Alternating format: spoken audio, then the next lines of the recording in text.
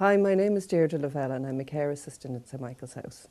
When my youngest child started school, I wanted to return to work. I wanted a job that would allow me time with my children, so I got a job as a special needs assistant in a local school. When that finished, I applied to St Michael's House Social and Leisure Department and started working there.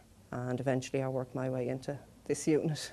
Our service users start to arrive from about 9 a.m. and some of them like to have a drink or refreshments when they arrive, and others just might prefer to do their physio for a while and then have a drink later.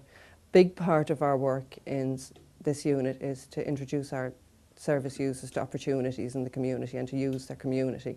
So most days we will go out between 11 and 1.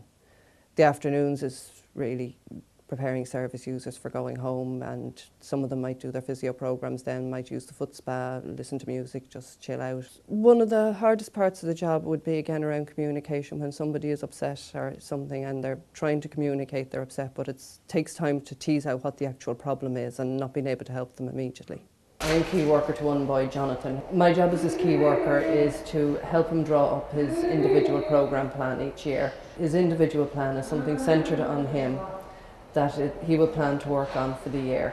Generally, they choose 3 goals, and it could be a long-term goal, like maybe wanting to move to residential or get a job or independent living or something like that. It's generally intended to encompass improvements in their whole life situation. It's a very worthwhile career. It may take a bit of time to get into it. It can be a bit daunting in the beginning. It's very important to get to know the person and not the disability, and it can take time to see that when you don't know people with disabilities. A very good way for people starting is to work as a relief worker.